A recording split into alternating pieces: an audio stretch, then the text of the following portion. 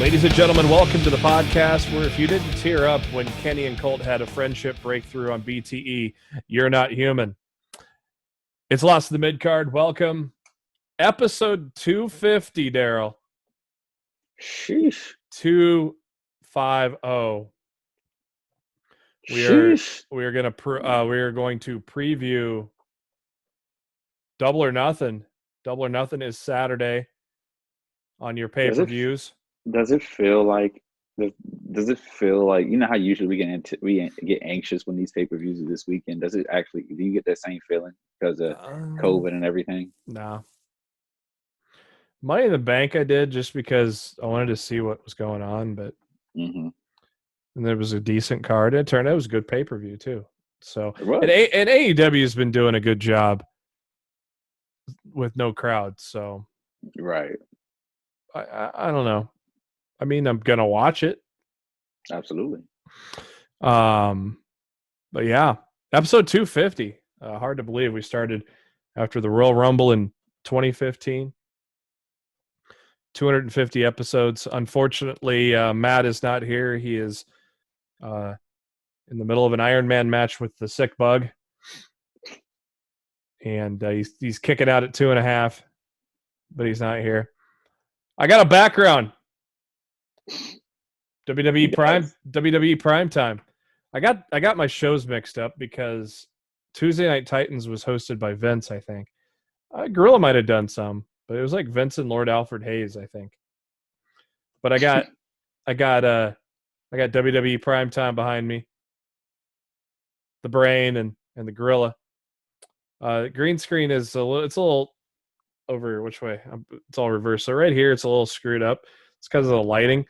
Got to get a tripod and we got to put it up above me and in the middle, and then it'll work. But hey, I figured this big old mic will block it out anyway, so it's really not that big of a deal. But I'm in the barbershop with all this hair.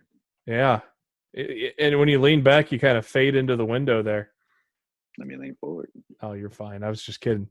I was like, wait a minute, this thing's backwards, but no, you're in the barbershop, so it's supposed to be. Mm-hmm. So it is correct. I even see Beefcake. Where's it over here or over here? Yeah, see, you're the same way. You got if you're pointing right, you're actually going the other way. That's weird. Where's my shirt? Oh, my shirt says Balor Club, and it's just weird.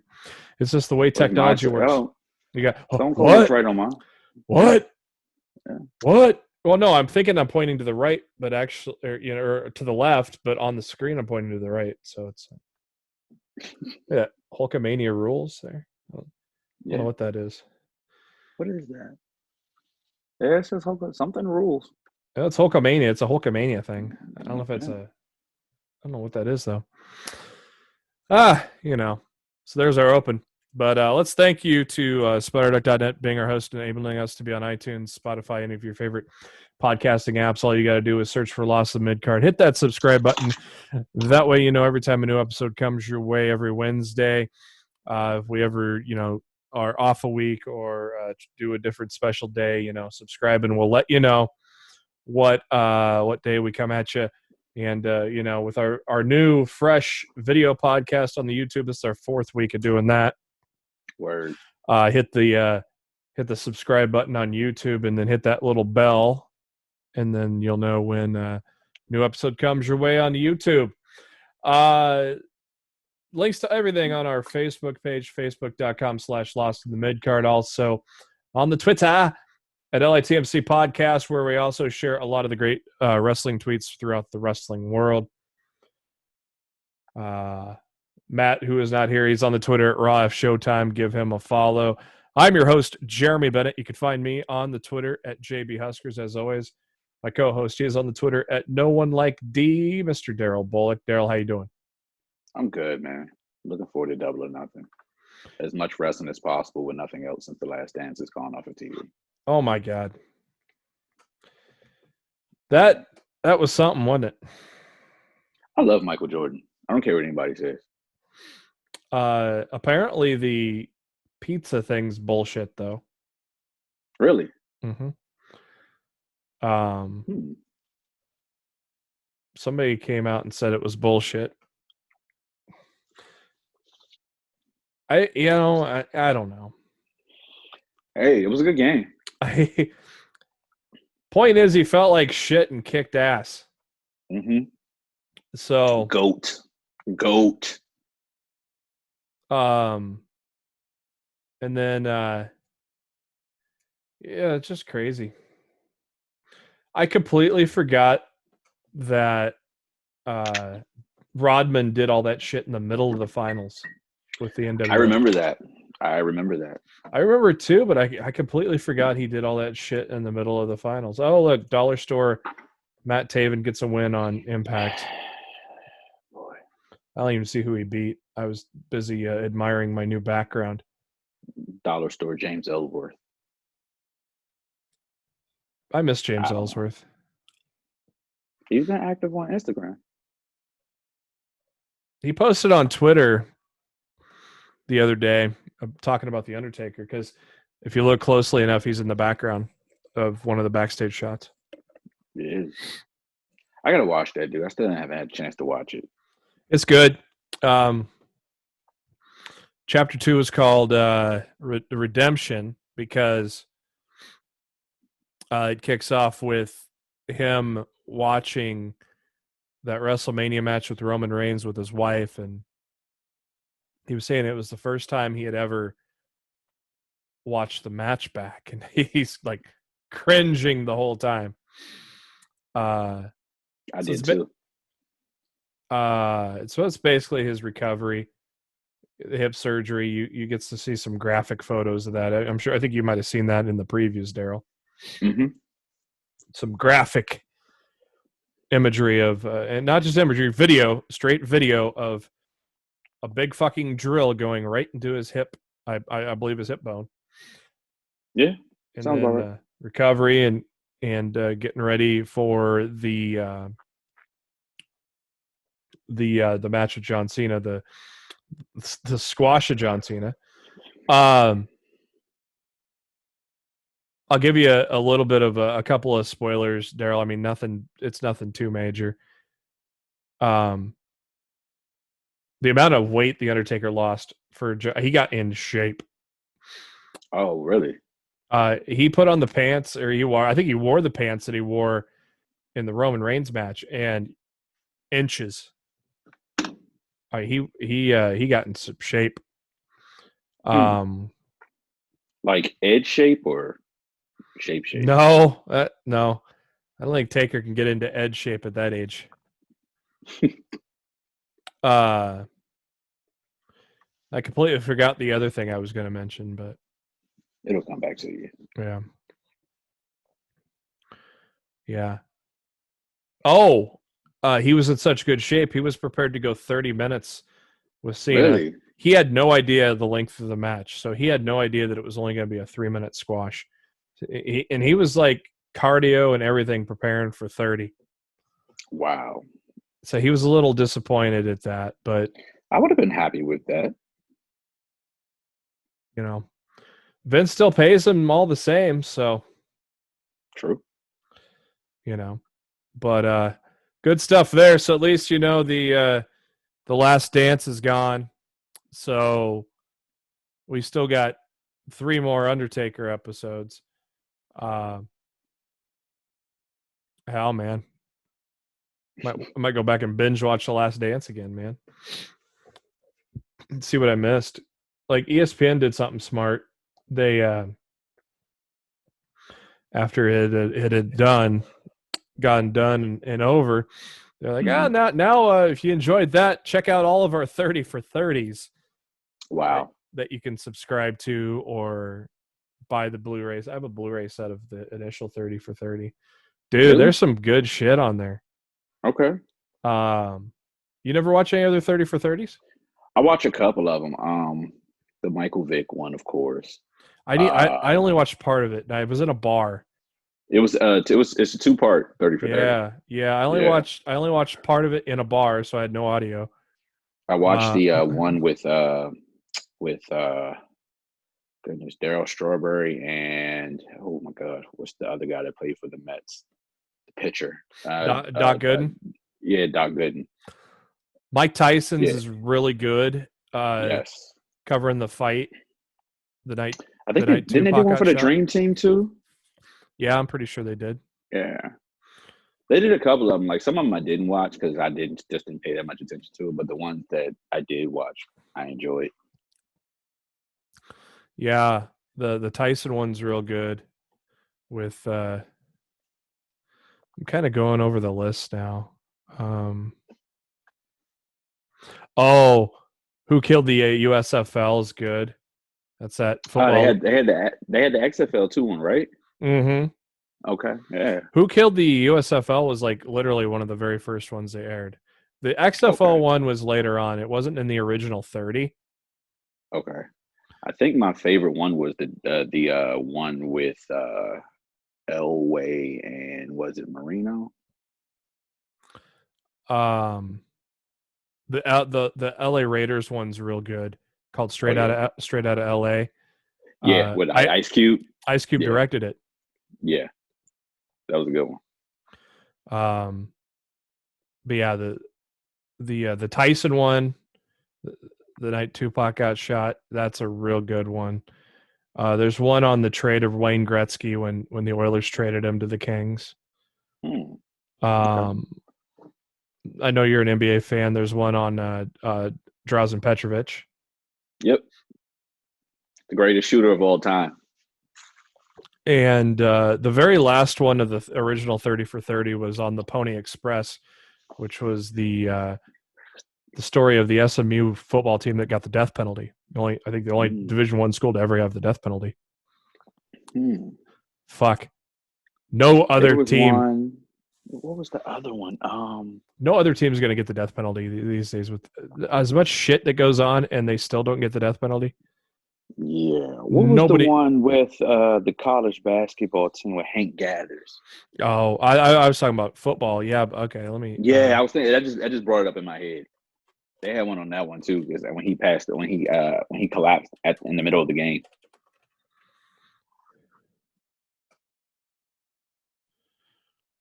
I think it was called Fly Slamma Jamma, something like that. No. I can't remember. Phi Slamma Jamma was Houston with yeah, okay, that was that one. But they didn't get the death penalty. No, I hope not. All I see here is Kentucky in 1951.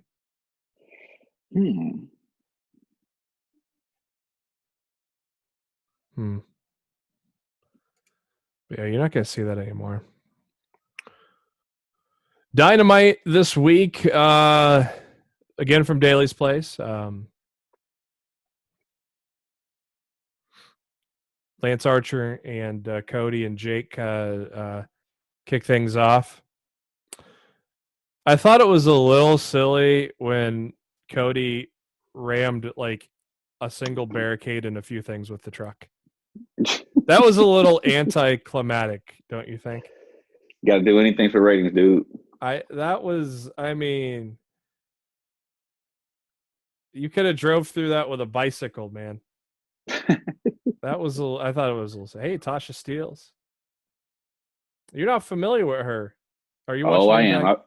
No, but I'm finished with it. She's wrestled in ROH a couple times. Oh, yeah, she was in Impact for a while. Or not Impact. Fuck. She's Impact now. She was in NWA for a while. Okay. Good wrestler, too. So, again, Knockouts division getting better. So, yeah. Obviously, Cody wanting blood for Jake being creepy with his wife. Yeah, I finally saw that after you guys talked about it. I'm like, a little creepy. They're mounting her, huh? Yeah, I think I would have kind of beat his ass in the back or something. Is that Kiera she's talking to? Oh, you don't have turn Impact on. Jesus Christ. gotta read the screen. Does Kiara have like unicorn hair now? Yeah, she changed it again. Yeah, I think that's her talking to Tasha. A lot of this was live, so a lot of wrestlers you hadn't seen in a while came back, including Jurassic Express, Luchasaurus, and Jungle Boy. They took on the Best Friends. Best Friends get the win there. Best friends. Dude, that kick that Phoenix hit Orange Cassidy with was he fell asleep. That was so sweet. Yes, he fell asleep fast. That obviously setting up because of the fact that those two guys are going to be in the Casino Battle Royale. Battle Royale. So they announced today that the 9th and final participant in this match is a secret. So who's it going to be? Now, I was like, I immediately thought maybe Zack Ryder, but he's still in his – he's still in a non-complete clause. Yeah, he has to do 90 days. Yeah. Obviously, people are thinking, Drew Gulak, because he's a 90-day too. No, his contract really? ran out. That's right. Did you not see the update? What? No. Originally, Pro Wrestling Sheet, Ryan Satin said he was released. No, his contract ran out. Yeah, I do remember seeing that. I do remember seeing that they were trying to negotiate. Yeah. But they eventually ran out. Yeah, Gulak wanted a raise. They didn't want to give it to him. And now with the pandemic and all that shit, Gulak just didn't sign. So he is free and clear because he played out his entire contract. That'd be interesting. Be funny if both of the well, we'll get into this later, but did you hear that Fear the Revolt got hit with a cease and desist and cannot they can't use Fear the Revolt? How? I don't know. How? Well, I think the Revolt is an actual team, but I don't know. It appears they're going to be going by FTR. I'm fine with that. Yeah. Can you imagine when the fans actually can come into the arenas and that FTR chant? Fuck the Revival chant. I'm with it. The old Cody. Hey, Crazy Steve is back. Oh God. We called him Crazy Steve because he's got 2 Z's in his name or something. Crazy. Sawyer Fulton, remember when he was in Sanity? Remember when there was a Sanity? Yep. Great fatal 4-way with the women. Basically a de facto number 1 contenders match. Hikaru Shida, Penelope Ford, Chris Statlander, and Dr. Britt Baker. I better not fuck that up, right? Yeah, don't do that. Great 12-minute match. Hikaru Shida winning, and that basically cemented her number 1 contendership, as that's going to go down at Double or Nothing. Hikaru Shida and Nyla Rose. They had a video package for Pineapple Pete. Pineapple Pete. Jericho can get a steaming turd over, can't he? He can get anything over, basically. Mm-hmm. If you put a steaming turd on a plate, Jericho would have it selling shirts left and right, wouldn't he? Absolute facts. I cannot deny that. Shug D is a very serviceable wrestler. He's been in the business a long time. Finally getting his big break. I mean, he's been doing it for 16 years. And but AEW's for. And look what happened. I mean, he wears a Hawaiian shirt with pineapples on it, and Jericho says Pineapple Pete, and everybody loses their shit, and he gets a match with Jericho. Oh boy.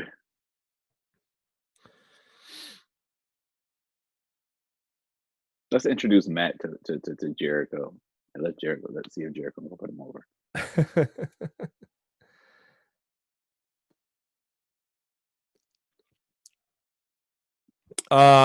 Kenny Omega, Matt Hardy against Santana Ortiz. Matt said it last week, basically a match to get Omega and Hardy's win, get a win for after losing in the street fight.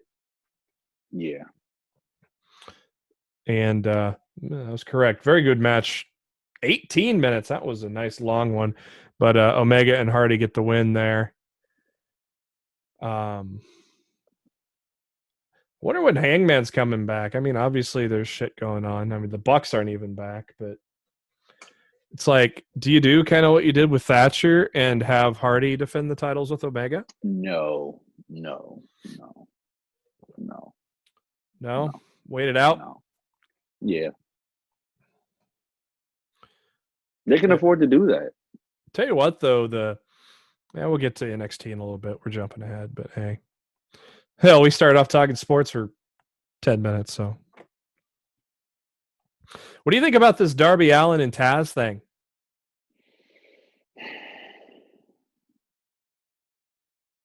I love Darby, so whatever Darby says goes in my book. He's like, is he going to eventually warm up to him, or where are we going with this? I don't know. It's interesting. I forgot to tell. I just thought about it again. You know what that Ray Phoenix kick looked like on Orange Cassidy? Remember on Mortal Kombat, Liu Kang's flying kick? Like, yeah. Yeah, I'm not even going to attempt Liu Kang, but I did, I guess, but I'd have to like put my nuts in a vice grip. Wow. Or wear like the meme the meme I posted on Facebook of Tom Selleck from the Magnum PI days, and the meme basically said men should wear shorts this short, and I commented on it by saying my nuts think otherwise. Wow. Man, I don't know if you probably watched Magnum PI. Yeah, my dad watched it. My brother calls me says I have a Magnum PI mustache since I can't go to the barbershop right now. It's no, I'm looking at the shorts right now. No, those are no. I mean, can we get a Wardlow Luchasaurus feud, please? That'd be a lot of humanity in the ring there. I know.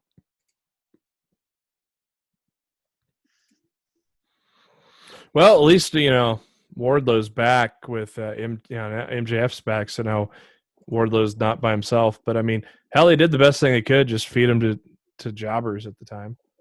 Pretty much.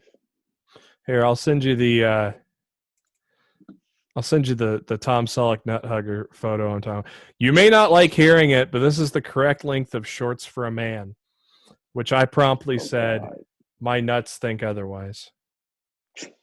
Check this shit out. This is like 1980s NBA basketball shorts right there. Oh yeah. Mm-hmm. No.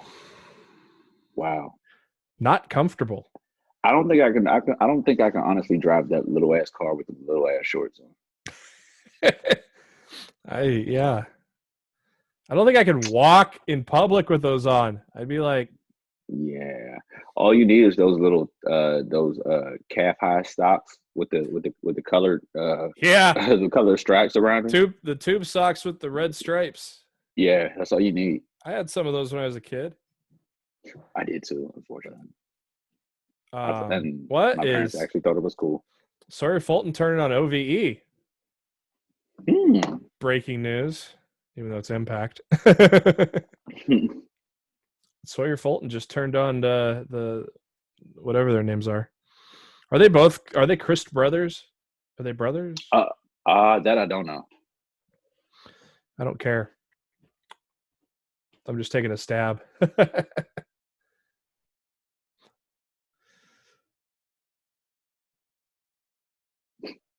MJF took on Lee Johnson. Lee Johnson's quickly catching Peter Avalon and Brandon Cutler he's now 0-6. And I think they're going to win a match one day. And I think Lee Johnson's all his matches came in during the no crowd era, and he's already 0-6. It's like I think you put Brandon Cutler and Peter Avalon in a match together. Just put them against each other. See who wins. They get the first win. It's gonna be a time limit draw. Wow. Pineapple Pete had a couple offensive moves, but Jericho basically beat him in about a minute. Is that the way it should have been, or would you like to see in a competitive match? That's the way it should have been. See, that's kind of I'm totally here for it. That's what AEW does. They know when, like, there are times where you think it's going to be a squash, and it turns out to be a competitive match. There are times where, maybe there's a little bit of a competitive match. It's like it's over in a minute or two. So it's like they kind of know what to do here. Speaking of Double or Nothing, just made me think. Remind me to ask you something when we finish recording. I will probably forget, but I will too. But that's why I say remind me. DM me right now. Gotcha. After defeating Pineapple Pete, Jericho gets on the mic talking about the Elite, talking about how Hangman Page is bushwhacking in the forests of North Carolina. Speaking of which, those are so hilarious. Did you watch this week's BTE? Nah, yeah, dude,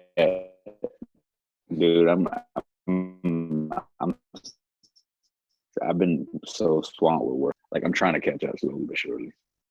Your connection just went to shit right there. So you sounded just like you were slurring and drunk, and I heard nothing of that. Really? I heard the tail end of it where you were saying you were busy. Oh, I was saying work's been kicking my butt, so I really haven't had a chance to like catch up with The Undertaker or BT. I just finished Raw probably about an hour ago. That's it. Did you watch last week's where Hangman was in the woods? Yes. So you know how the wind was hitting the microphone? Mm-hmm. It was pretty annoying. So apparently a lot of people on Twitter mentioned it to Hangman Page. So Hangman Page had this box in the corner saying, "I'm not God. I can't control the wind." And it was a paragraph long. But the funny part was it was 8 lines. It was long. It was only up for a second. So you had to literally pause on it in order to read it because otherwise it was gone. I'm here for it. This is basically like a fuck you to the people that were bitching probably at Hangman Page. I'm here for it. I'm here for all of it. That was pretty good. Hangman in the woods. So Jericho talking shit and leading up to the big fight in the stadium at Double or Nothing. And Vanguard 1 came out, and Vanguard 1 accepted on behalf of the Elite. It's going to be called a Stadium Stampede match. They're going to be brawling all throughout the Jacksonville Jaguars Stadium. Should be pretty fun. Do you think that can meet the same expectations of Money in the Bank? Yeah, I don't know if they're going to... Or surpass it. I don't know if they're filming it or they're going to go live. I don't know. Well, we know the production value is not going to be the same, but I'm talking about the quality of match. Yeah. Oh, I think it'll be fine. Yeah. I think there's going to be some crazy shit that happens. I kind of wonder if it's going to be taped or if it's live. I bet it's live because I'm guessing AEW doesn't want to do like WWE, so they want to make Right. And I'm here for it. I hope it's as long as what they usually are. Yeah. And not 2 hours like Money in the Bank. Yeah, I'm not worried about that because there are 8 matches on the card. 7 in the main card. So. Oh, so we have a buy-in. Yeah. Okay. Yeah. Got to make sure I get to my destination in time. Private party and best friends in the pre-show. Okay. So Vanguard 1 accepts on behalf, or says they accept on behalf of the Elite, and then Jericho kills Vanguard 1, and Matt Hardy's heartbroken. Oh, did I just say dog shit out of him? Did I just say broken? Aha! I see what you did there. Holy mother of Lord. Ace Romero and some other dude. The tag team's called Triple XL. That's like a combined weight of a lot. If I was the ring announcer, I would say, at a combined weight of a lot. That'd be cool. You got Impact on now, finally? No, I gotta get off the screen and go get the remote. Oh, Jesus. All right. I want to see anything that has to do with Kiera Hogan or Rob Van Dam. Well, neither. Oh, my God. Follow Boz in this match, too. Oh, God. And then it's like 3 fat guys and TJP in this tag match. So poor rest in peace, Vanguard 1, though. I mean, Vanguard 1's died before, so yeah, he'll come back. He'll come back in the Lake of Reincarnation or something like that. Yeah, which is completely an oxymoron considering it's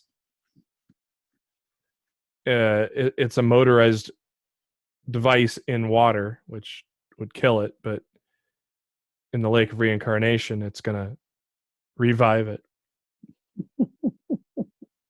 Dynamite this week, tonight, if you listen to the podcast on Wednesday, MJF against Marco Stunt, Jake Roberts and Arn Anderson in a face-to-face interview. This will be fucking good.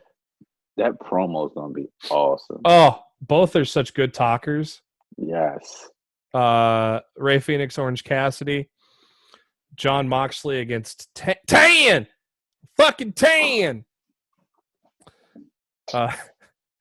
And Sammy Guevara against Matt Hardy. That's going to be a nice go-home show there, Darryl. I can't wait. Mike Tyson coming to AEW. I bet that puckered Vince McMahon's butthole. I'm surprised at that. Yeah? Why? I mean, I just didn't expect it at all. I just really didn't expect it. Mike Tyson's going to present the TNT Championship to the winner of Cody and Lance Archer. Mike Tyson is in killer shape right now. I guess he wants to come back. I don't care how much money you give me. I'm not taking a shot from Mike Tyson. I'm sorry.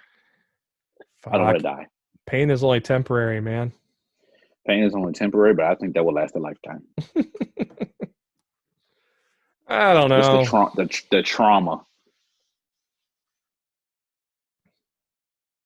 Did you see Cody's text? Last text? Yes, and I forgot about it already. The belt, the weight belt. Oh yes, weight belt. Thank you. Yeah. I was like, God damn it! I looked at it, and I forgot about what it was already. Yeah. Text from Cody. There it is. Right. There it is. The light that's over here. The light that's over there kind of made it hard for that image to show up. But hey, there, put the video podcast to use for once. Outside of our sweet backgrounds. The fact that you're fading out like you're in that Back to the Future photo, which is, I like it. It's unintentionally great. Yes. Brody Lee had his first ever competitive match in AEW with a nice one against Christopher Daniels. Went about 13 minutes. WWE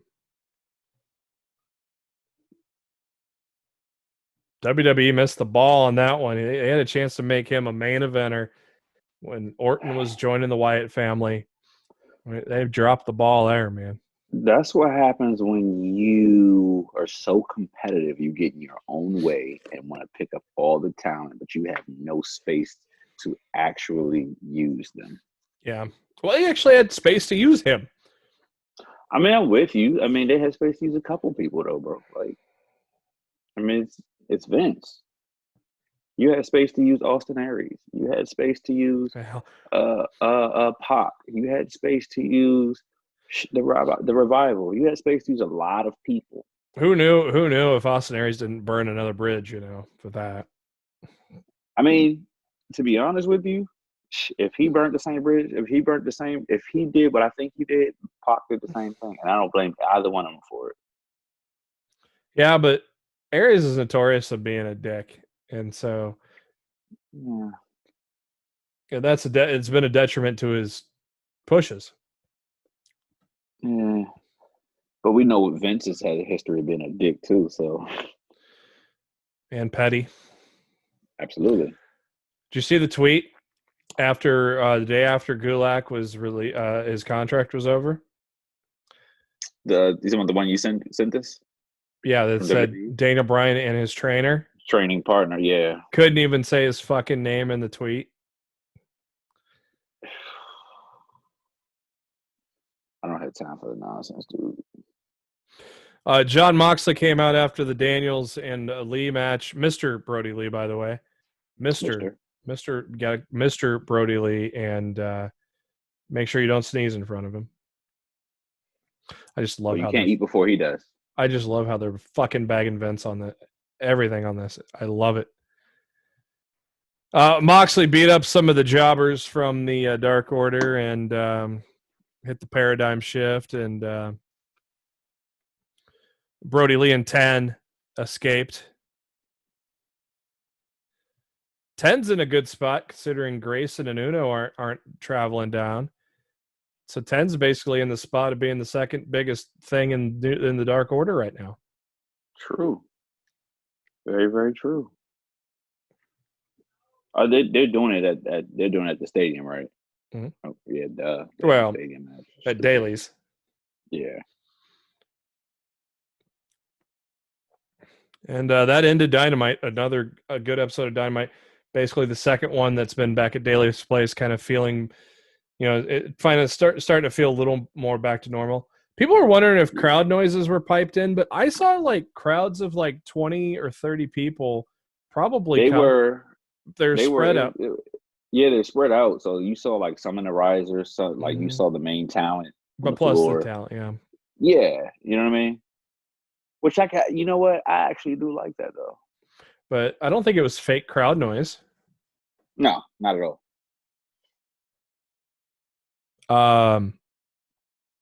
NXT, long overdue for Fabian Eichner and Marcel Bartel to be tag team champs.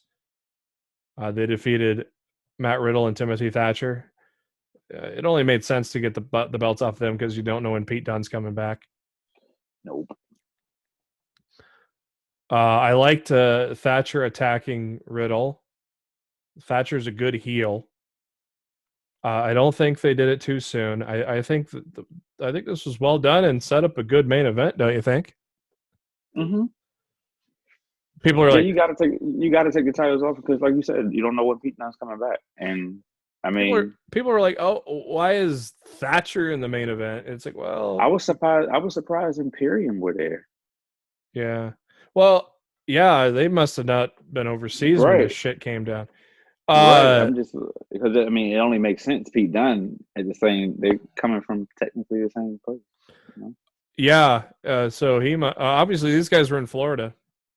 Okay. And Dunne was overseas when the shit went down. So okay, that would explain it. So new tag champions, Thatcher attacks Riddle afterwards. So that set up the main event later on. Tegan Knox took on Indy Hartwell. I like Indy Hartwell. She's got a nice little mean streak about her. New girl there in NXT. I think she's gonna do some good things. Tegan Knox gets the win there.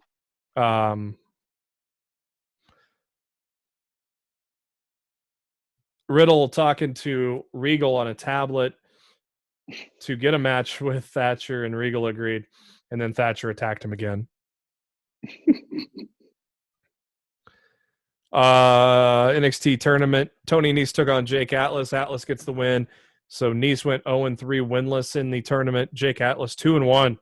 So he's in contention. Video package of Karrion Kross with Scarlett. Assuming it's going to be Kross and Ciampa at NXT TakeOver in your house. I like I'm it. here for it. I like it. Bring it back to In Your House. Those are not familiar. In Your House was a back in the day. WWE just did the Big Four. I think probably around what 96, 95 when they started doing In Your House. Like every month, I think those were the filler pay-per-views at the time. Yeah, and Your House, Bad Blood, Beware of Dog. 95 to 99. Last one was St. Valentine's Day Massacre when Austin took on Vince in the cage. Mm-hmm. Basically, that was the year Vince won the Rumble. Austin clearly thought it was bullshit, challenged him to a cage match, and beat his ass. Beat the fuck out of him. That was the debut of the Big Show, I believe, right? I believe so, yes. And a Big Show knocked Austin through the cage. Through the cage, and he both feet hit the floor. So that means he got the win. And they were $15 as opposed to I think $40 back then. It might have been $50. WrestleMania might have been $50, and the other Big Four might have been. No, they were Wrestling around that time. Mania was still about. I think Mania was probably $40 if I can remember correctly, and the rest of them were $29.99. Because I tried to always go to my dad's house because he had the black scrambler box. But when I couldn't get over there, I would try to bribe my mom to order it at the house. Yeah, they were like I always saw it with $29.99. And I remember In Your House was only $15. So.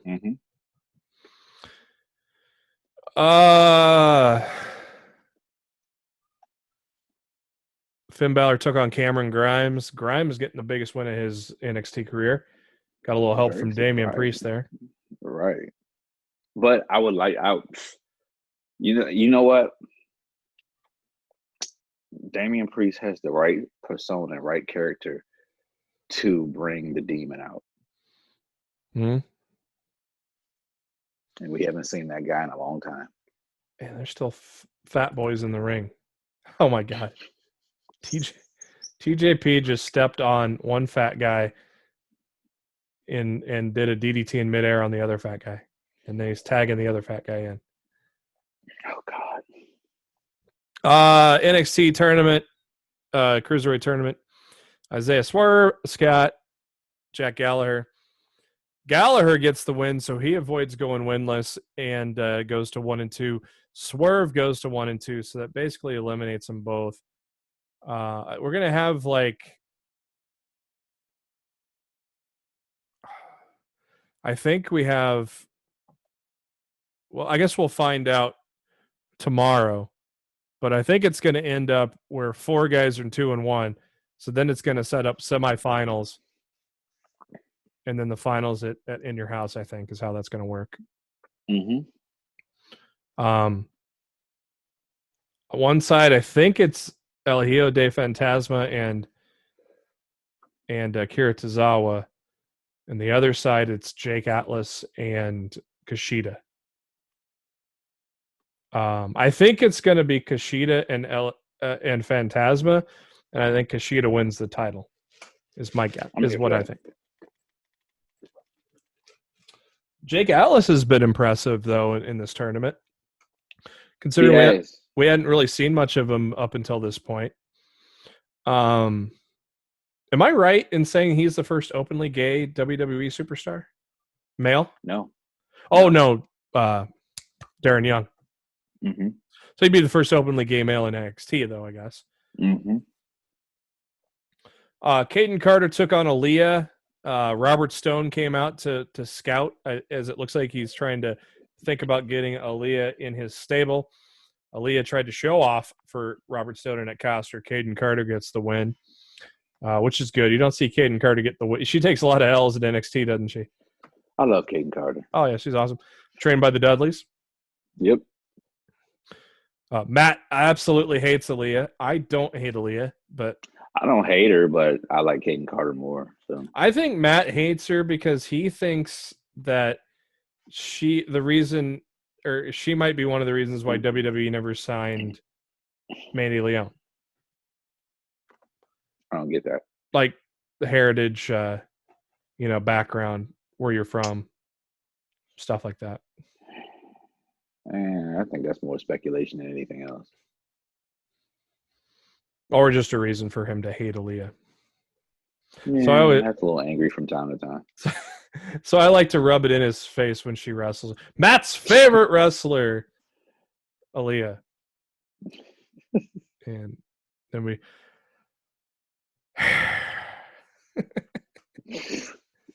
the sigh. He'll be fine. He'll live. What'd you think of Gargano and Candice at the dinner table? Hilarious. That going into gray, that effect and shit, that was cool. Hilarious. Yeah, I thought that was cool as shit. And then a damn good technical main event between Timothy Thatcher and Matt Riddle. Like I said, people are like, why is Timothy Thatcher in the main event of NXT? Well, he was one of the best champions Evolve's ever had. He's good. Absolutely. He's damn good. He Do your homework, people. He needs a dentist. But I mean, he can holler at the NXT champion for, his dentist. Get a referral. Yep. I wonder if Adam Cole gets a referral bonus if he maybe gets a free clean referral bonus. Earl bonus. Earl, which is slang for oral. Bone us. Baby. Oh, I just knocked over my mic when I hit that. God dang it. Baby. Friday night SmackDown, if I have the right page up. Live from, the Performance Center. Miz TV with Otis. I'm afraid. I love Otis. You know this. Hey, Tucky. Mm-hmm. What are you thinking? Vince is making him way too one-dimensional on the microphone. By the way, he could do. I know he can talk. I know he can cut promos. He's doing, hey, Tucky, yeah, sticks and weight, yeah. He's in his gimmick 24/7 and never has room to talk, which is at the direction of Vince or Pritchard, which is basically an extension of Vince's asshole. True, pretty much. So I don't know.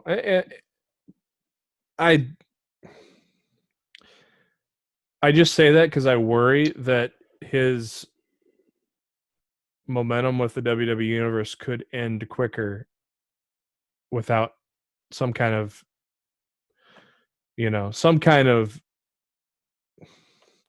development on that. I think he's being directed to grunt and gyrate and all the time, and not cut a promo. Yeah, the fear with me is when they actually start filling the arenas again, nobody will give a shit. They were giving a shit. They were, but you know how some talent just gets stale. Yeah, that's what I'm thinking they're doing with the way he's being directed.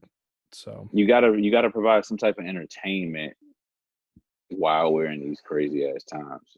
And plus, if you're fat shaming the guy, that's going to make people kind of care less about. They're not going to take him serious. Right. Otis did say he was a 12-pound, 4-ounce baby when he came out of his mama. Ouch. Miz and Morrison challenging Otis to find a tag partner. What do you think about stripping Sami Zayn? Why are they stripping Sami? Where is Sami Zayn? I never found that out. Me either. I was hoping you or Matt knew. Unless he just wants to stay home throughout this now. I don't blame him. No. You'll just get erased from history like Roman Reigns. Some guy keeps arguing. The same guy keeps arguing me on Twitter. This is bullshit, made up story. Yeah? Well, how many times have we heard Roman Reigns be uttered in the past month? 0. Do me a favor. I want to say something, but before I say this, I want you to refer this young fella to our podcast so he can listen. And I am honestly going to say this to this young fella: you're an idiot. Only females argue. With that being said, you need to look at the overall perspective of wrestling. JB has been watching wrestling for the majority of his life, and this is a grown ass man. With that being said, you don't have to agree with his opinions. You can disagree with his opinions, but agree to disagree and keep it fucking moving and stop trolling my man. Well, I think he is a grown ass man, which makes it sadder that he's defending Vince like this. Well, that goes to my other point I just said previously. Only women argue. So Sami Zayn had to one of Vince's favorite words, abdicate. You never hear that word ever in life. Vince pulls it out of his ass in a dictionary, and Michael Cole has to say it 85 times when someone has to relinquish a title. Relinquish, there's a name we've heard before, guys. Who the fuck says abdicate? I didn't go to school. I didn't go to college. Sorry. I don't know. I did, and I still never have said the word abdicate. I had to fucking look it up when I heard Michael Cole say it first time. I'm like, what the fuck is he trying to say? And Moose is wearing a pink robe because, well, he can. Okay. And a pink headband. Okay. But you got to coordinate. But the pink on the headband doesn't match the pink on the robe. So you're saying it's a hot pink versus a highlighter pink? It's like a brighter pink on a headband and a darker pink on the robe. So the robe is cotton candy and the headband is hot pink. Yeah. Yeah, that's a good way of putting it. We just broke down shades of pink on the show. Absolutely. The bracket for the Intercontinental Championship tournament, 8-man bracket. Bryan and Gulak we'll get to that in a minute. Hardy and Sheamus, Elias and King Corbin, AJ Styles and Nakamura. I hope to God this is Hardy and Styles. Because that'll be a great match. You said it's Styles and Nakamura. Yeah, Styles and Nakamura in the first round, and the winner takes on Elias. I don't want to see it. And I'm going to tell you why. Because they fucked up Nakamura and Styles at Mania. Like, we're going to actually see a real finish. Well, it's a first round match. Styles is going to beat Nakamura. They have been booking Nakamura like shit. I saw a report out today. I might have been an Uncle Dave podcaster, Brian Alvarez, saying that Vince doesn't believe that Cesaro and Nakamura have the charisma to be out on their own. That's Vince why they doesn't think Cesaro has any charisma, period. Dumb. So then the winner of Hardy and Sheamus, which is probably Hardy, take on Daniel Bryan. So we could have Daniel Bryan, Jeff Hardy. I'm okay with that. So I'm okay with Daniel Bryan and AJ or Jeff Hardy and AJ. I don't think Elias beats AJ. So no, he's going to continue playing with the King. I wonder, though. I always thought, well, maybe they'll put the title on Hardy because Hardy's gotten serious lately about his career. In good shape. He's sober for now. But part of me wonders if they're putting the title on AJ just to kiss his ass for firing the OC. Possibly. He's never won the IC title, so why not? I mean, will that make him? Well, no, he hasn't won the tag titles. Never mind. Did he and Jericho win the tag titles? The Y2 AJ? I don't think so. Let me check. I don't think they did, but I wouldn't be surprised if he did. Y2 AJ lasted over well over a month. Let's see. No, he's only won the WWE Championship and the U.S. title. Yeah, then the night they broke up on March 7th, 2016 was when they lost to the New Day, and that was for the tag titles. Mm-hmm. So they had a tag title shot. They didn't cash in. Yes. Elias and Corbin had a lengthy match. Not bad. Elias gets the win there. Otis, for some reason, asks Sheamus to be his tag partner. Okay, fella. We get more of the hacker, which has to be Mustafa Ali. I mean, you got to be a dumbass to not think it's not Mustafa Ali with the circle of lights. Mm-hmm. Otis asking Braun to be his partner, and Braun's like, "Oh, this is a setup, isn't it?" Come on, Otis is not going to set you up. He's a nice guy. Dana Brooke continuing her role, defeating Naomi for the second time. So she's getting on quite a little bit of a roll. And then we heard from Charlotte Flair, and she was interrupted by Sasha and Bayley, leading to a match on SmackDown. Charlotte, part of the Superstar Exchange or whatever fucking title they're calling it now. You'd figure I'd know what it was called because they probably repeated it 55,000 times between Friday and Monday, but I just tuned it out. Listen to me here. Jumping ahead a little bit on Raw. Let's see what you think here, Darryl. I had a thought while watching Raw last night that I have this feeling that Liv Morgan's going to beat Charlotte for the NXT title. Just based on her promo, we're obviously getting another match. Yeah, I'll say this. I'm not surprised if it happened. I would pretty much enjoy it. I've said this on the show. I love Liv Morgan. Oh, yeah, she's well improved.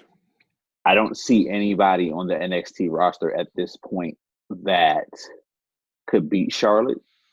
So you put it on Liv, and it makes anybody a possibility. Exactly. You know what I mean? Like, make it more competitive. I mean, it doesn't make any sense for Charlotte to carry the title, and let's just throw it out there just because Matt's not here. Aaliyah takes it off of her. It doesn't make any sense to me. No.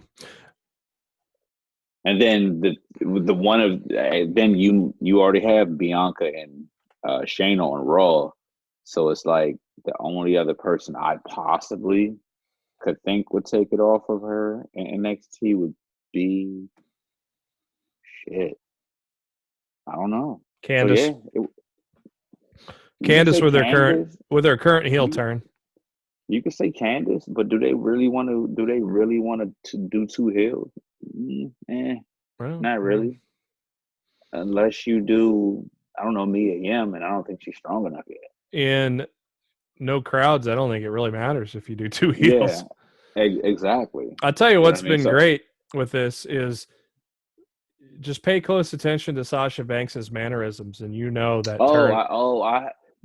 I've said this for so long. We're getting Sasha Bayley in Boston at SummerSlam. No, I said it. Yeah, I said it on the podcast a long time ago that I didn't think it would drag out that far, but they did it. They drug it out. I thought they drug it out. But you know what? Real quick before you continue, think about it. What was it? Takeover Brooklyn 1 or 2? Or was it back to back in those matches? Regardless, how long ago was that? Long time ago. With that being said, I'm actually appreciative that match wasn't rushed once they got on the main roster. Take over Respect and then take over Brooklyn. So think about it, like, pretty much we've seen Charlotte and Bayley, we've seen Charlotte and Sasha, we've seen Becky and Bayley. I'm sorry, Becky and Charlotte. Out of all the four horsewomen, the best pretty much matches were Sasha and Bayley, arguably. And I'm glad they drew it out to a point. They didn't initially bring it to the main roster that fast, because I think it would have made it stale. Brooklyn in August 2015 and Respect the following October 2015. So nearly 5 years ago.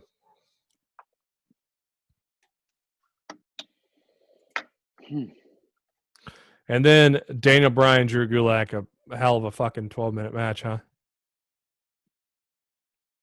I guess there's talk that Gulak may be brought back. They may come close to a deal. But in the meantime, Gulak can go anywhere he fucking wants right now. Absolutely. So if he wants to show up on Dynamite tomorrow, he can. Dynamite. Willie, I doubt it. If he thinks he can re-sign and make a lot more money, I don't think it would wants to jeopardize. But contractually, legally, he can. He sure can. I tell you what, if you ever watch Impact back or watch any highlights, just look at Suicide and Moose, and look how dirty or worn out Suicide's gear is. It is either dirty or worn out or both. But it looks like shit. Miz and Morrison took on Otis and Strowman. Otis Strowman get the win. Mandy came out. Otis was teasing like he was going to clock Braun. Was he teasing? Was he teasing? Possibly. Or was he actually thinking about it? Now, we'll see. Otis said that Tucky was sick or something. You think that was bullshit? And they're basically putting Tucky on the curb? They're putting him on the shelf for a little bit. I think they are. Monday Night Raw. Edge and Orton. Well, I could watch those two cut promos all day, can't you? Yeah. Yeah. So good. So good. Could you imagine if we got both of them in their heyday? No, we did. Well, I'm talking about with both of them at their peak. I'm talking about like heel Edge. Yeah, I guess Orton. I mean, it was 04, so it's not like Orton wasn't there yet. Edge was there already. Yeah.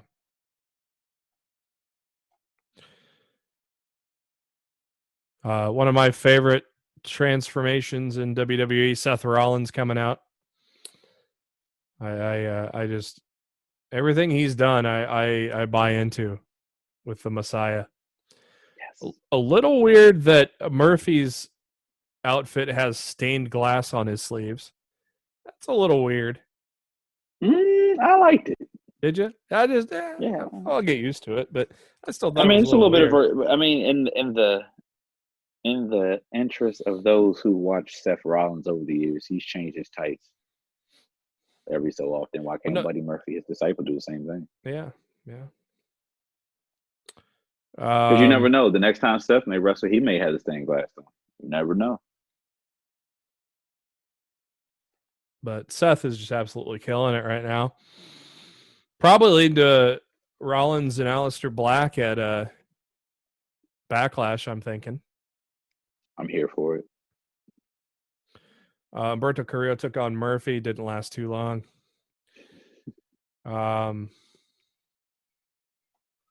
We got the Liv Morgan promo that I was talking about that makes me I seriously think she's going to beat her for the title. I'm here for it. Charlotte Flair, Ruby Riott only went about 5 minutes. Poor Ruby, man. She's just been getting job city. She's trying to find her way back. We continue the slow burn with MVP and Bobby Lashley. That's good. We don't like it. What? I don't like it. I like it. I like it a lot, man. A lot better than shit with Lana. Yeah, I'm with that. For me, what happened at the end of Raw, I'm not trying to jump ahead of the game, but for me, that happens at the end of Raw. I need Bobby to be Bobby the Destroyer, the Impact Bobby, and I need a little bit more time to build that up. Well, yeah, I wasn't a fan of coming out and challenging Drew. Yeah, this just seems like it's too soon for me. The only thing is, I'll tell you what, WWE booking tells you anything. It ain't over at Backlash. It's going to keep going. So something funky is going to happen. Pretty much. You said that correctly. So you think of it too soon now, but then you're going to be like, God, I'm tired of this feud because it's going on through Survivor Series. I hope not. I hope not. I hope not. But it's possible, ain't it? Yeah. It's official. Edge, Randy Orton. Tom Phillips said could be the greatest wrestling match ever. Vince likes to be dealing hyperbole. Obviously. When I saw that, I was like, that's a matter of opinion, sir. Yeah. That was a little bit of a reach. Yeah. I don't think that's going to hit Okada Omega. Dude, there's so many other matches that it would literally have to go. It would literally have to go a good 20 to 30 minutes of nonstop. You're gonna have to be honest with me. Me and you have discussed this before. 25, Taker Sean. But you said Omega and Okada. I mean, we can go Sammy Cena. I mean, there's a couple matches that you would literally have to surpass. Who? For that to Sammy. Remember Sammy when he challenged Cena for the US title? That on Monday Night Raw? Yeah, I mean, I wouldn't put that up there as. No, I'm saying, but like you have so many matches that you have to surpass in order for them to be the best wrestling match ever. Yeah. I was worried about Street Profits and Viking Raiders, but these segments, basketball was good, and I thought the axe throwing was good too. Hilarious. The cop thinking Ivar was cute, but not Roe. Oh my God! I think Sarah Logan had something to say about that. Fucking yeah, I think she's a fan. That's probably why they went with Ivar instead of Eric. Because yeah, I think he's the only single one out of the whole bunch. Asuka's championship celebration was great because Kairi Sane was playing on a recorder, but then I think the crowd went mild when Nia Jax interrupted. It's like, is that match other favorite wrestler? Are we clamoring for? Yeah, we don't need women's groups coming after us this week again. No, we don't have to worry about that this week, bro. But are we really clamoring for Nia Jax Asuka? We've seen that in NXT before, and I didn't like it then. I don't like it now. I'm still waiting for that Kairi Sane heel turn. I'm okay with that. Pretty Ricky came back. R-Truth against Bobby Lashley. Good gracious. Truth had a little more offense in this match, but still only went about 3 minutes. Then Lana throwing a temper tantrum backstage. Iconics and Bliss and Cross for the tag titles, and Peyton Royce got a little overzealous, got herself DQ'd. Backstage, Billie Kay blaming Peyton Royce for the loss and slapping her in the face. And then they hugged and cried it out. Can't blame the icon. You can't break up the Iconics. Oh my God, I know. But then they hugged and cried it out. But then they're gonna, and then Billy will probably cost, and then Peyton will slap her. Yeah, we can't break up the Iconics. I don't know. Maybe Peyton's leaving to join her husband. Maybe that's where they're going. This is going. Hey, I'm here for it. You imagine a feud, like a little mid-card feud with Sean Spears and Kip Sabian, with Peyton Royce and Penelope Ford. I think for it. That'd be some good shit, man. That'd be good shit, pal. Good shit, pal. I'm here for it. 6 stars.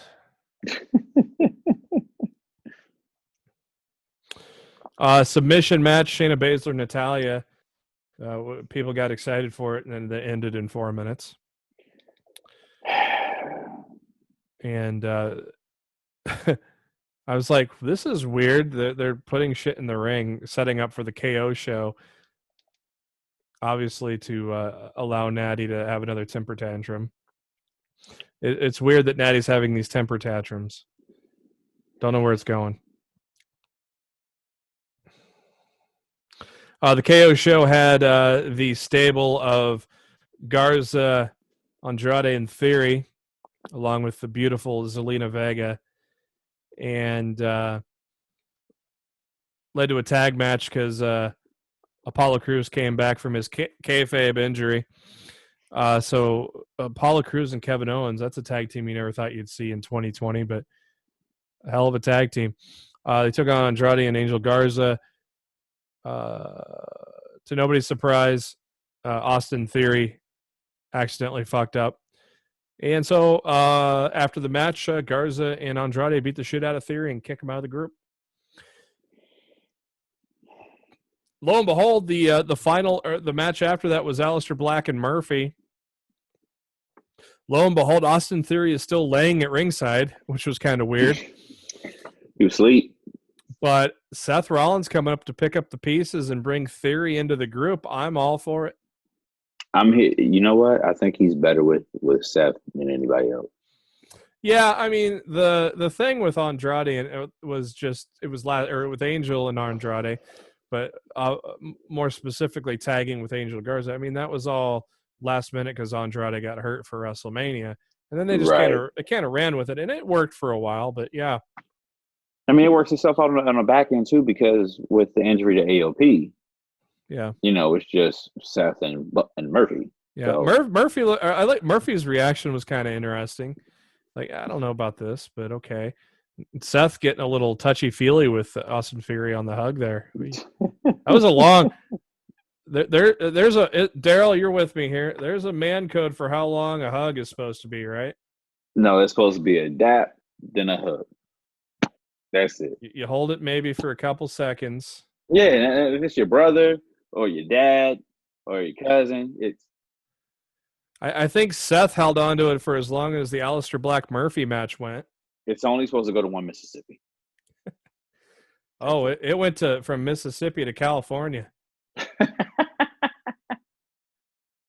It was awkward, but it's supposed to be awkward because he's a man of the cloth. He's the Monday Night Messiah. Yes. I like it though. Monday Night Messiah. I'm here for it. Axe throwing didn't go well for the Street Profits. And one hit a cop car. These were great. Like I said, I was like, oh god, they're doing a basketball segment. God, this is gonna suck. The only thing that it turned out great. I'm not trying to be judgmental or nothing. I enjoyed all of it. Hey, look at me. Look at me. I'm right. you just sitting back there with the guys. Yeah, leaning back here. with the guys. The one thing that gets me with it is we already know that the Street Profits have that type of personality, but me, you, Matt, we've all seen the Viking Raiders start from War Machine to the War Raiders to the Viking Raiders to the Viking Experience to something else and whatever. Needless to say, I enjoy them showing a little bit of their personality, but I enjoy more of them being so dominating. Yeah. Well, at least here, I mean, that karaoke thing was stupid as fuck. I don't even know what they were thinking with that. It was, but like I like the basketball, and I like the axe throwing. I'm cool with that. I think it just takes away from them a little bit because what happens when I don't know, the Viking Raiders have to feud with, I don't know, let's just throw someone out there. I don't know who's another dominating tag team in WWE right now. I can't think on the top of my head. Well, AOP if they're healthy. Yeah, I mean, let's say AOP comes back, then you want to go axe throwing with AOP? Fuck no. Be funny if they did. That'd be interesting. There were a few dollar store Vikings in that scene, though. Yeah, I thought I saw you back there. I saw a beard. For the right price, I will be. I'm with you. McIntyre, King Corbin. okay main event. As we mentioned earlier, Lashley and MVP in interrupt and leading to the challenge. I don't know if it was made official on Raw, but it was made official today, I think, at least. Yeah, it was. It was. I don't think it was made official on Raw quite yet, but we get the headlines here before we wrap things up and give our previews. Very sad news to start off our headlines as former WWE Tag Team Champion from Crime Time, Shad Gaspard, missing after a beach incident yesterday at Venice Beach. Lifeguards were furiously trying to get everybody out of the water with a strong rip current, and TMZ reporting that Gaspard asked to have his son rescued first by the Baywatch lifeguards, and then another tide came in, and Gaspard went missing. And today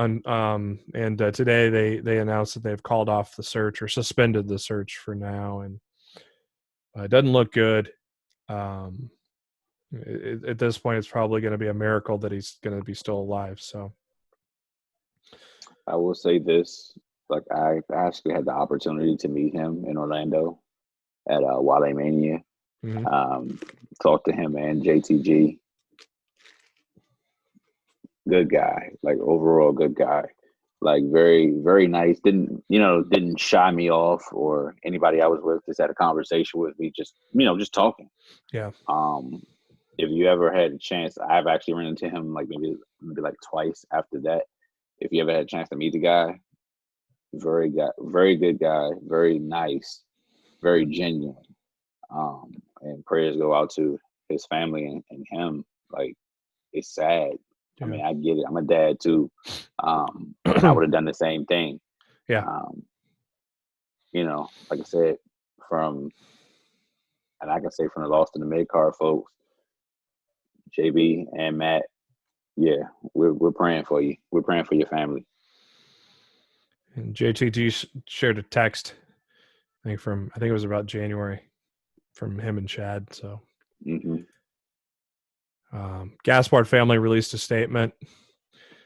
I'd like to express gratitude for the first responders who rescued Aria, and to the lifeguards, coast guards, divers, fire and police departments for their continued efforts to help find our beloved Shad.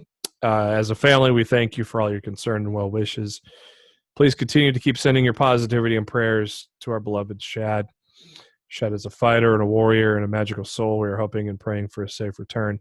As a family, we thank you for all your concern and well wishes. Please continue to keep sending your positivity and prayers to our beloved Shad from the entire Gaspard and Chittick family.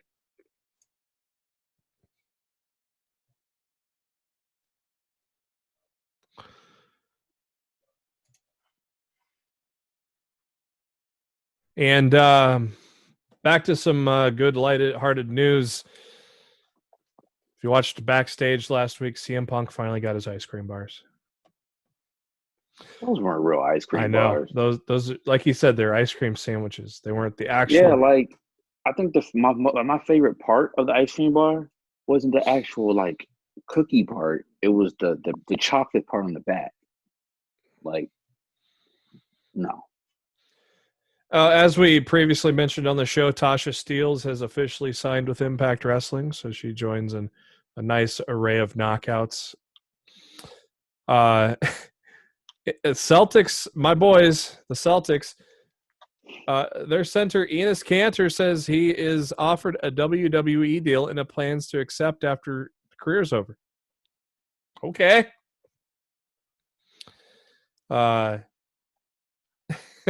Hey, your mic's off. I know.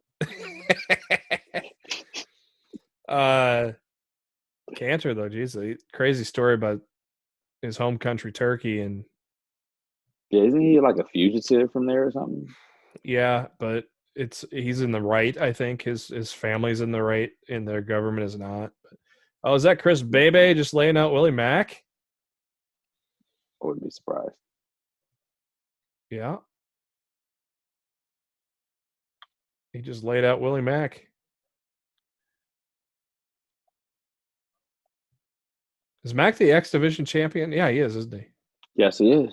Oh, we know who's yeah, Bay's taking that title off of Mack, I bet. Baby.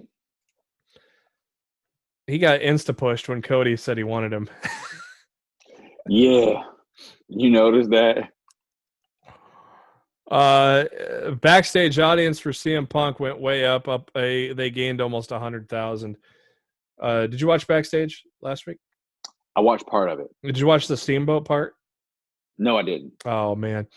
Steamboat was given a tour of his, like, kind of shrine trophy room where he was recording. And just the amount, the look of amazement on CM Punk's face was awesome. Is going through Steamboat's wall of memories and trophies and stuff. CM Punk was just in awe. He's a wrestling fan, man. Yeah, no, he was like, I think he like quietly mouthed out, "This is so awesome," you know? And the look on his face, it was pretty cool.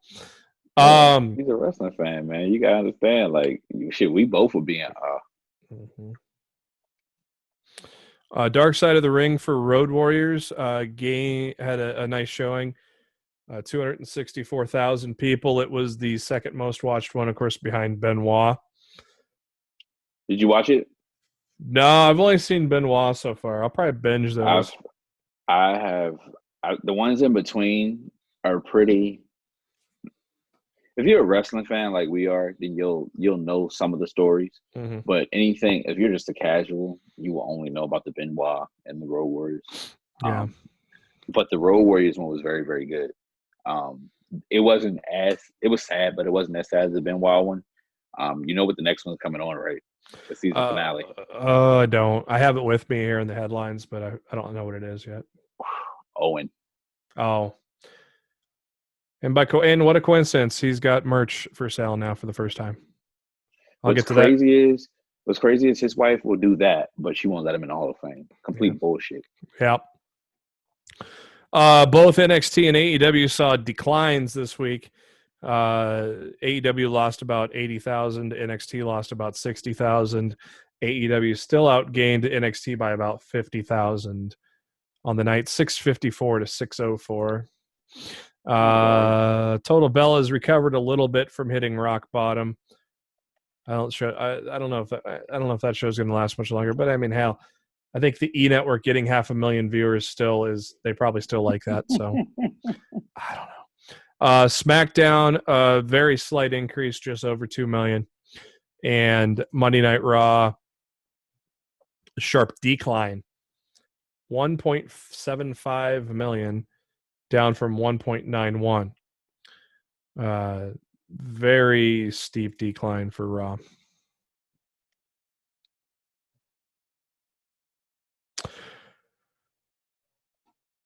Moving on.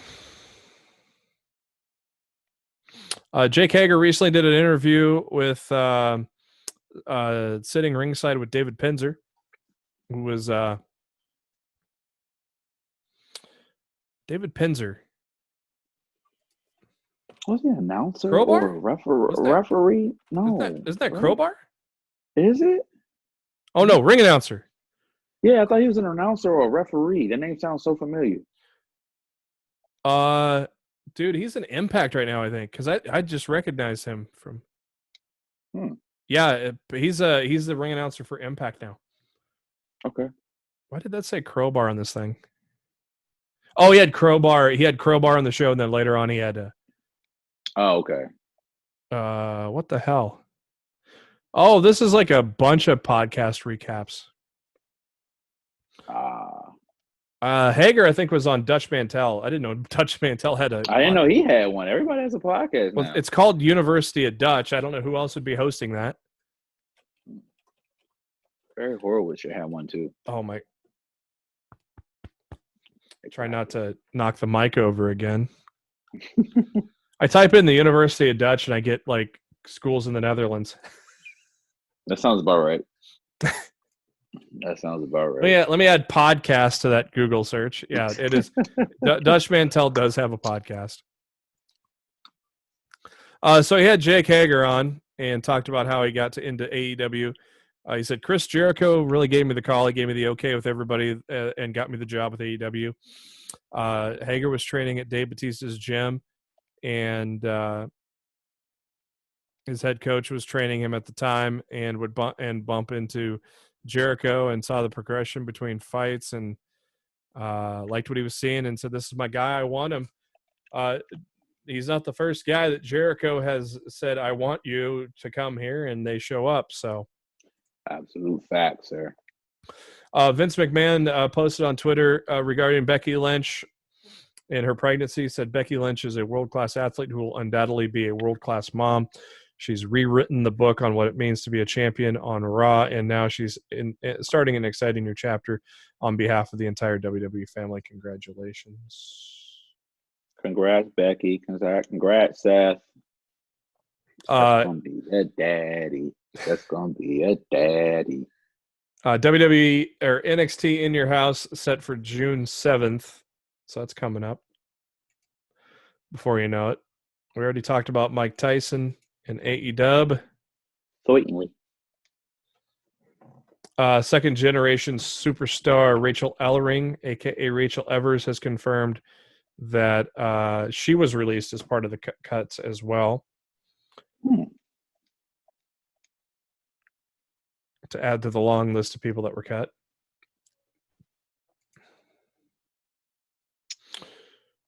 Wonder what she'll be next. Mick Foley put out a tweet last week, said, feelings may be hurt, feathers may get ruffled, but this needs to be said. Basically putting over Britt Baker. Mm-hmm. Who's going to argue with Mick? Nobody. Rusev, or the man formerly known as Rusev, I think we'll know him as Miro now. Miroslav. His first name, right? Yeah. It says Miro on his Twitter now. So today's the day, not just Matt Cardona's birthday, but also Twitch is going live at 1 Pacific. Let's play together. So apparently Rusev, Miroslav, whatever we're going to call him, not Dick Hardwood.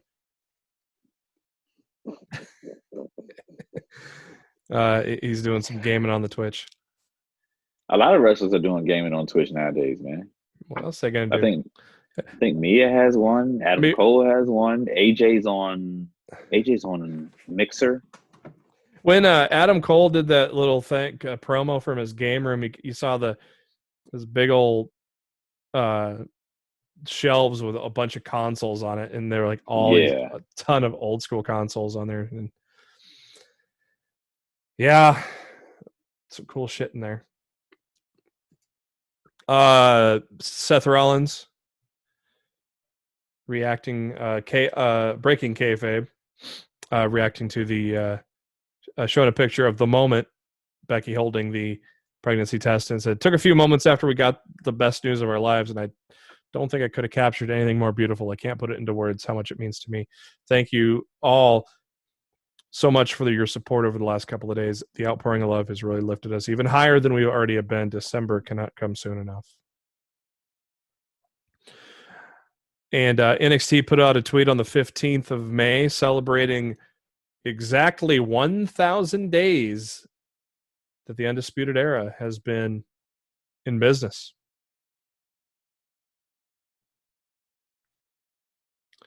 I'm here for it. Sami Callihan in this get-up with black jacket, black hat, sunglasses, and a pedo mustache just looks weird. Looks like our main event is Sami Callihan and Big Mike. Big Mike. Sammy a babyface now? I thought Mike was a heel, but maybe they don't know. Here's some news that Darryl will enjoy. Oh boy. 100 new matches added to Ring of Honor's Honor Club for all 4 of their subscribers. They lost one, so they're down. They're down from 5 to 4.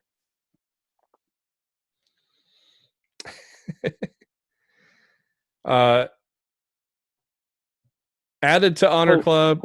Just hold 1 second, okay? This has to be said, like just straight up. Fuck you, Joe Koff. Oh, you added a U. You had an extra word to that one. Yes, it just had to be said. Put some stank on that one. CM Punk, AJ Styles from second anniversary, Jay Briscoe against Samoa Joe at our best, and Bryan Danielson and Samoa Joe from first anniversary. To all 4 of the subscribers. Yep. AEW Super Kicks sneakers officially released, so they're AEW getting in the sneaker game. Yeah. You can get yourself some All Delete Wrestling sneakers or some Jurassic Express sneakers. Some Orange Cassidy. Freshly squeezed. Get a little orange thumb like this on the side of your shoe.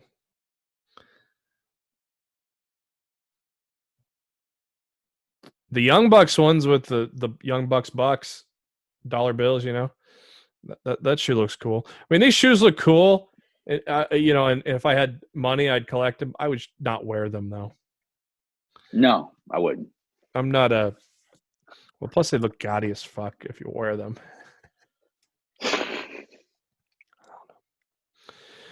Frankie, they're gonna hit you with the what are those? Frankie Kazarian added to the casino ladder match from SCU. SCU. Scorpio Sky is already in it, by the way. Maybe a little. Possibly. Might be a little SCU bro beatdown. Yeah, I can see that. We'll give you our predictions here at the end of the show.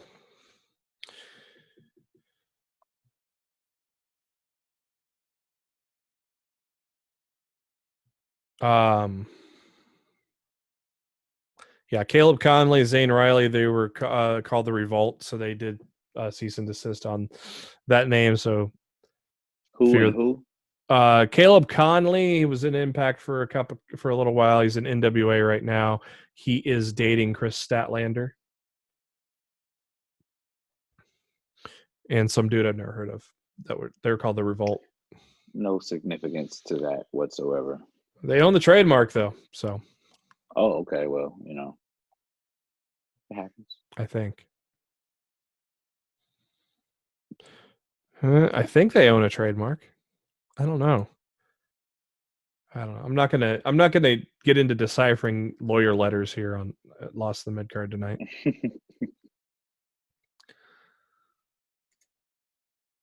How about this Mark Henry Leo Rush shit? It's dumb. 2 grown-ass men. Grown-ass men. Arguing on the Twitter. Arguing on the goddamn on Twitter. I think Leo should shut up. I think so as well. With his blue hair. He was lucky to be employed another year after what he did. He pissed off a lot of people. Yeah, but he made amends afterward, but he just did. For you to go back and do the same dumb shit. No. He did, but he's lucky he didn't get fired. That's facts. He's lucky he got the chance to make amends. That's facts. Your 8th competitor in the Casino Battle Royale is Luchasaurus. And a surprise 9th. I wonder if it's Hangman Page. Nah, he's got the tag titles. God, who is this 9th fucking guy? You would literally have to go through a list of people that WWE released in the past couple months that may not have a 90-day compete clause. That's the only way. That's the only thing I can think of, honestly.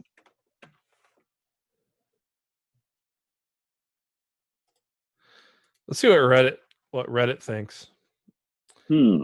Reputable source, right? At times.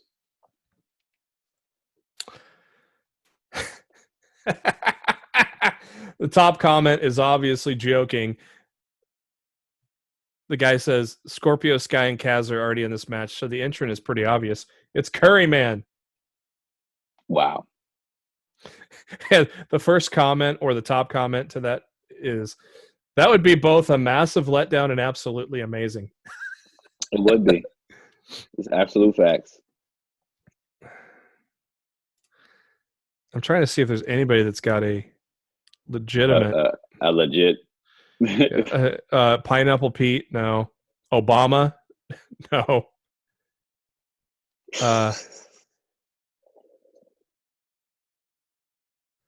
Brian Cage, Chris Hero. I think Hero's still on a 90-day. Maybe. I think that's that might be a good one. Shane Helms, Hurricane. Possibly. Rusev. He's not. He's on a 90-day, right? Is he? Or did he let it run out? He got released with everybody else, though. That was 3 months ago. Yeah. Oh, CM Punk, of course. Wow. Okay. Leo Rush, no. Flip Gordon. That would be awesome. I don't know when Flip's wow, this comment. Hero or Gulak would make me come. Time out. B, that's what would get you there? Out of everybody? Wow. Okay. Glacier. Yeah, there you go. Seriously, nobody here has a good idea. Well, I guess it is. You would literally have to look at all the contracts and see who they released. That doesn't have. It is Reddit. It is Reddit. So, Brian Cage. I've seen a lot of people say Brian Cage. That's a interesting. That's a good pick. I wonder. We're gonna ask Matt when he comes back to life. Somebody suggested Pac. Maybe he snuck over. I think the travel ban is still in effect, ain't it? Somebody said, "How is Finn here then?" Somebody said, "Well, did Finn might not have went home?" I thought he did. Oh, I honestly thought he did. Well, shit. Maybe Vince can bring the private jet. Tony Khan can bring the private jet. Possibly. Somebody said Tama Tonga's Instagram posts the past days has him hoping. Hold on.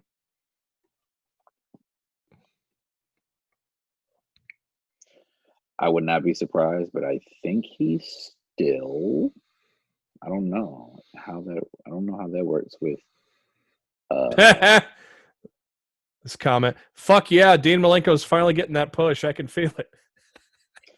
Let me see his post. Oh yeah, no, well, maybe. Somebody says Tama Tonga or Kenta, but that's wishful thinking. I bet Kenta is not in the U.S. Well, Tama Tonga's. I can see the two posts that I can see the posts that they're talking about. Somebody said it's Sting. Yeah, we talked about that last week. Yeah, it's not. Sting ain't doing a fucking ladder match in AEW. Negative. Is EC3 in the 90-day? He was with Eric Rowan and Rusev and them. Yeah.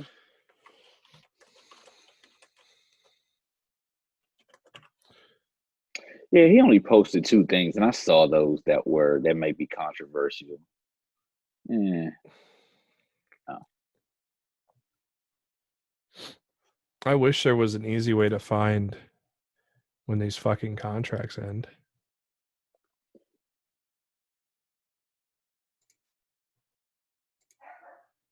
But I can't. Brock Lesnar is going to walk in and win. Yes.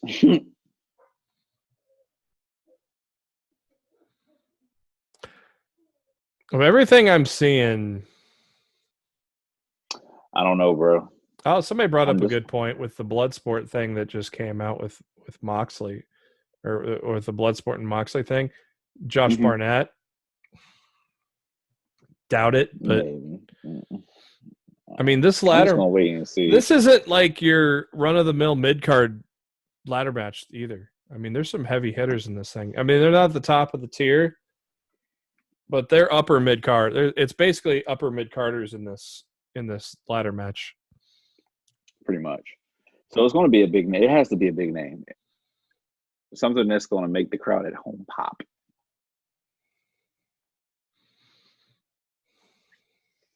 Wardlow. There you go.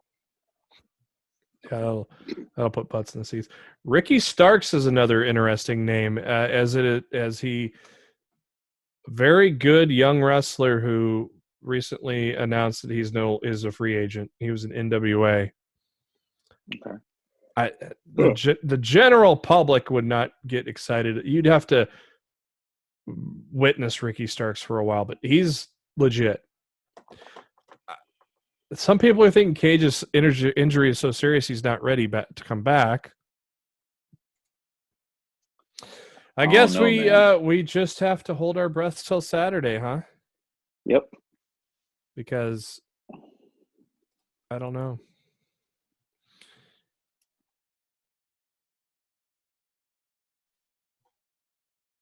Here's an article that actually has some Chris Hero. So apparently Chris Hero is available. Brian Cage. Colt Cabana. Or Pineapple Pete. There you go. Oops. And I just accidentally closed the Double or Nothing page. Good thing we don't need it yet. Nope. We're almost there, though. Double or Nothing Countdown special is going to air this Friday on TNT, 10 Eastern. So if you want to check that out, probably basically just an hour long, catch you up if you haven't been watching type of deal. As Darryl mentioned, the season finale of The Dark Side of the Ring this week, the final days of Owen Hart. The official synopsis notes that his widow, Martha Hart, will appear.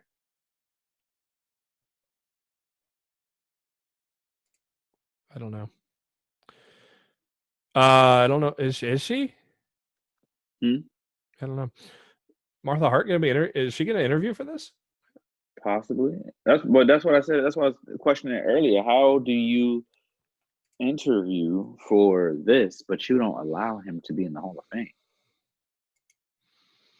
Like Diane is letting Bulldog go into the Hall of Fame. I mean, I get the circumstances, but still. This might be COVID related, not sure, but Young Buck's memoir has been pushed back from September 29th release to November 17th now. Okay. Remember WWE Confidential? Remember that? Yep. That series? It is now making its way to the WWE Network. Oh, shit. That was kind of excuse me. Kind of a breaking kayfabe news, hard-hitting news type of thing, right? Wasn't that kind of what that was? Yeah.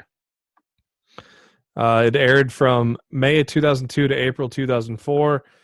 Mean Gene Okerlund hosting it. It offered exclusive behind-the-scenes look into WWE in-ring and outside of the ring, obviously before social media was even a thing, or the network, which is now you got a camera up everybody's ass 24/7, right? Pretty much. So this was before all of that. It aired on Spike TV. So you can check out the looks like about a dozen episodes are out of there on the network. WWE filed for some new trademarks, including In Your House and Sister Abigail. Huge departure from the WWE behind the scenes yesterday. Michael Mansberry, the vice president of global television production, departed the company. He gave the company notice several months ago that he was departing. He is now officially done. He was seen as a big part of the Triple H regime, and some dubbed him in the company as unofficially the next Kevin Dunn. Probably got tired of Kevin Dunn's bullshit. Pretty much. Some sad news in the wrestling writing world. From 411 Mania, Larry Zonka, a lot of people knew knew him as a longtime wrestling writer and recapper. Unfortunately, passed away yesterday. A lot of people knew who he was. Kevin Owens posted a great tweet today, including the link to his GoFundMe page to help his kids and his family. So it was some sad news there in regards to that. WWE passed 60 million subscribers this week. So, Vince is going to put the big did you know boner out there. Did you know? Ringside Collectibles has announced there's going to be a WWE Ghostbusters action figure crossover. Why? I don't know. Why? You can see Stone Cold Steve Austin, HBK, The Rock, and John Cena as Ghostbusters. Why? Because you want to. And The Undertaker as a purple ghost.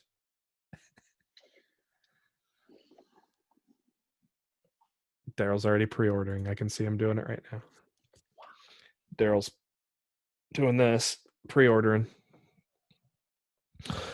As I mentioned, Owen Hart has 2 T-shirts now at Pro Wrestling Tees. I bet those are going to sell.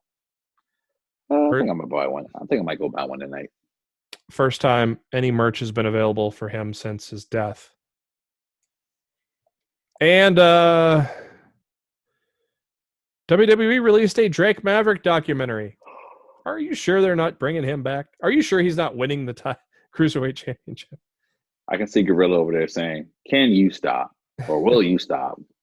Yeah, he's over here. See, I pointed the right way this time. I'm learning. You did this time. Here, let me fix your bow tie here, Gorilla. Why the fuck would they release a documentary if they ain't bringing him back? Because they're fucking stupid. And finally, oh yeah, Savage Tiki, brother. WWE Network has released a Randy Savage best of compilation.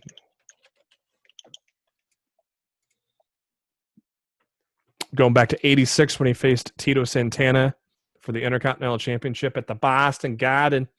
At the Garden. Of course, Dragon and Macho at WrestleMania 3. Savage and DiBiase at 4. Hogan and Savage at 5. The Mega Powers collide. Savage and Warrior at 7. Savage and Jake, Saturday Night Main Event in 92.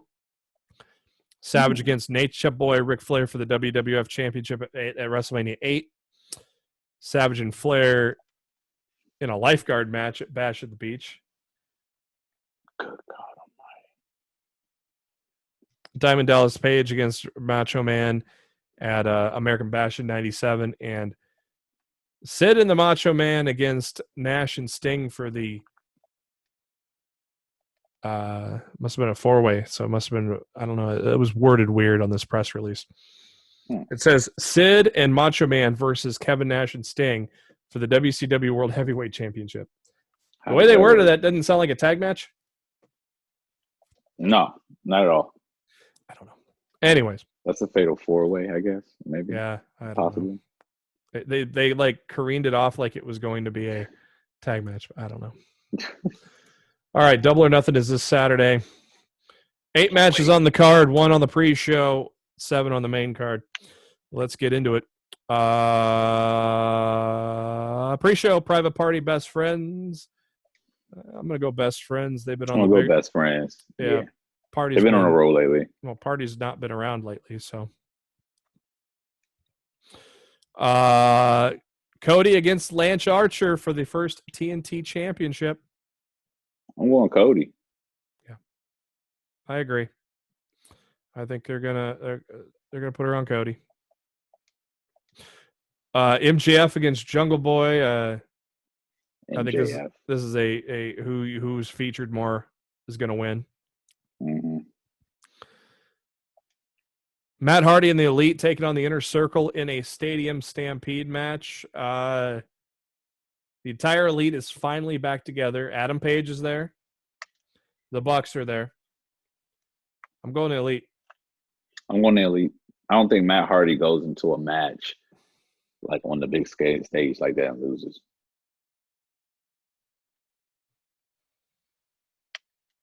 Who's missing? Oh, Cody. I was like, the Elite, Matt and Nick, Kenny and Hangman, and Hardy. Because Hardy replaced Nick. I'm like, who's missing? Oh, Cody. Because Cody was going to be in the Blood and Guts match. Mm-hmm. Singles match, Britt Baker, Chris Statlander. Again, who's being featured more? Britt Baker. No disqualification, no countouts for the AEW Women's Championship. Hikaru Shida, Nyla Rose. I'm still going with Nyla. No DQ, no disqualification. I think is a way. And new AEW Women's Champion Hikaru Shida. I don't want to see it. We finally did a little bit of this in the predictions. Yeah. Casino ladder match winner gets a future AEW World Title match. Your entrants are TBD. That TBD is a tricky guy. Luchasaurus, Frankie Kazarian, Kip Sabian, Scorpio Sky, Rey Fenix, Orange Cassidy, Colt Cabana, Darby Allin. Darryl, who is it? The mystery. It's so hard when you have a mystery guy, but okay. So I'll say this. Me and you both have to give. I'm gonna go with two. It's gonna be that to be determined, or I'm gonna say Darby.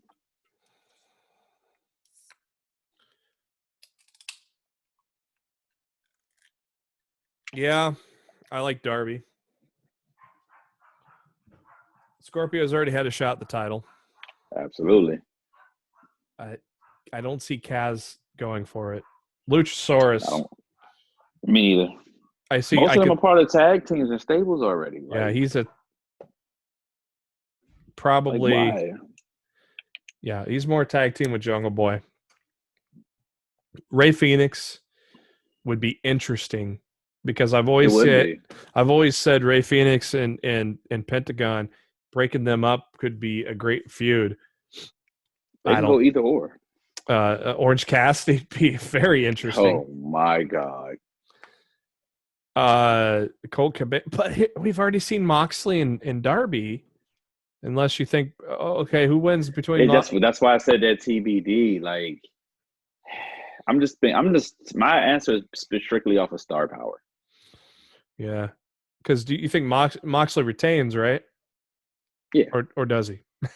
Yeah. Okay. So the winner's probably going to be a heel. Well, I don't know. It's AEW, so it doesn't necessarily have to be a heel. No, it doesn't have to. They don't play by that playbook. But we've already seen Darby. Mm-hmm. And that's the only way I could think of. Like, we've seen Scorpio already with Jericho for the title. I mean, not to say that we haven't seen. I just seen him in the title picture already. What are we putting Kaz in there for? Yeah, I'm going Rey Fenix to win this, and depending on the TBD, I wouldn't be mad at it. I wouldn't be mad at it at all. Yeah, depending on the TBD, I don't think the TBD is going to win. It doesn't. That doesn't necessarily mean it just they win. Depends. It just depends who it is. I mean, the TBD in the Battle Royal a year ago. I mean, that was Shawn Spears. He didn't win. He was like that surprise. True. So I'm gonna go Rey Fenix. I can see it. Yeah. Where are you going? Where are you going? I'm still going Darby. Okay. Well, that's going to do it for this edition of Lost in the Midcard. Thank you to SpiderDuck.net for being our host, enabling us to be on iTunes, Spotify, any of your favorite podcasting apps. What you got to do is search for Lost in Midcard, hit that subscribe button. That way you know every time a new episode comes your way, typically every Wednesday. We are also on the YouTube. Links to everything on Facebook.com/Lost in the Midcard as well. You know, we're on the Twitter. Links are there. LITMC podcast. Get well soon, Matt. Hopefully he gets over the sickness here soon. Follow him at Raw F Showtime. Darryl on the Twitter at No One Like D. I am on the Twitter at JB Huskers. And before we ride off into the sunset, look forward to Double or Nothing. Darryl, what are your final thoughts? Per usual, fuck your cough. And I'm just happy we don't have any women's rights group after this week. Matt's getting better. You know, Mark Cho's going to rat us out too. He's going to rat us out to Matt. He's going. Dude, I like to be I like to be the bad guy. Mark Cho's like, dude, those guys just buried you again. Yeah, I know. I like to be the bad guy. Some of my stuff I just say just because I know it's going to happen. I'll tell you what. My final thoughts are: I'm ready for FTR on Saturday. Yes. I'm ready for some surprises on Saturday. Yes. You're just ready for Saturday, period. It's just a shame that we have no crowd for all of these debuts because, I mean, Brody would have been a pop. Matt would have been a pop. A Revival would have been a pop. Dick Hardwood is a pop. Poppin' Dick. That's his nickname. Dick Hardwood. Poppin' Dick Hardwood. Yes. You heard it first on Lost in the Midcard. Poppin' Dick Hardwood. Dick Hardwood. All right. Yes. For Darryl Bullock, this is Jeremy Bennett. Thank you for tuning into Lost in the Midcard. On behalf of Poppin' Dick Hardwood, we'll talk to you next week with our Double or Nothing review.